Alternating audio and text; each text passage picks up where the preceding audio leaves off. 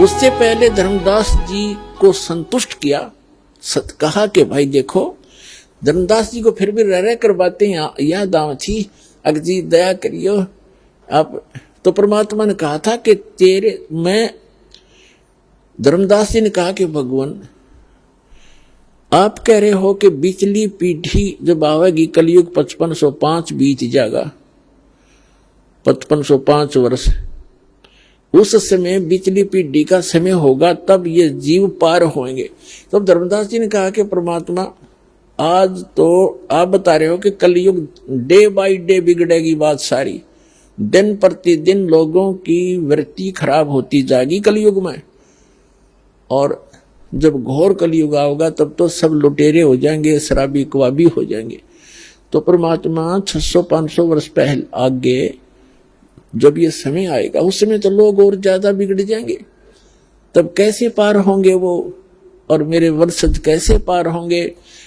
तब परमेश्वर कबीर जी ने कहा था कि भाई ये 12 पंथ चलेंगे काल के, और 12वां पंथ गरीबदास का होगा, और उस गरीबदास के द्वारा मैं अपनी महिमा की वाणी पुनः प्रकट कराऊंगा,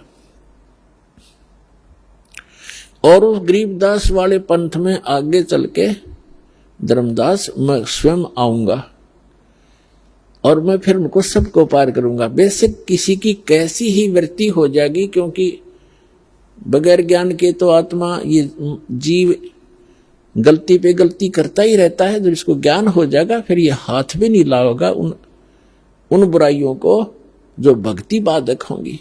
तो मैं स्वयं जाऊंगा, उन सबको फिर से नए सिरे से ज्ञान दूंगा, और धर्मदास सतयुग जैसा माहौल बनाऊंगा पूरे विश्व में, और मैं सतनाम दूंगा, सारनाम दूंगा, सब शिक्षित करूंगा पहले।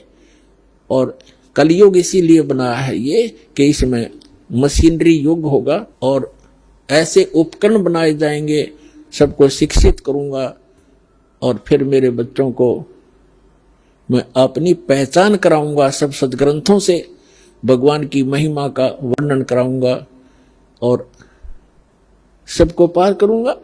तेरे वंशज भी पार हो जाएंगे। तेरे को 42 वंश का आशीर्वाद इसलिए दिया है कि सभी अच्छी आत्माएं तेरे घरों में जन्म लेंगी, और जब वो मेरी शरण में आएंगी, नाम ले लेंगे तो पार होंगे, नाम न लेंगे तेरे क्या कोई भी पार नहीं होगा। और जब कलयुग 5505 बीत जाएगा, उस समय बिचली पीढ़ी का समय प्रारंभ होगा। उस समय सारे विश्व को पार करूंगा, सतनाम का और सार नाम का सब जगह बोलबाला होगा। जो भी सतनाम और सार नाम को ले लेगा धर्मदास, तेरे वंशज का सारा विश्व पार हो जाएगा। तब धर्मदास ने संतोष हुआ धर्मदास जी को कि भगवान ने कह दिया, यह फाइनल बात है, आप स्वयं आओगे, फिर मुझे क्या चिंता भगवान, मुझे सतलोक भेज दो। अगर मैं वापस चला गया वहां पर बांधवगढ़, मैं दलदल में फिर फंस जाएगा। उस समय धर्मदास जी की लगभग 118 वर्ष की आयु होगी थी जब वो सतलोक गमन किया, जीवित समाधि देकर।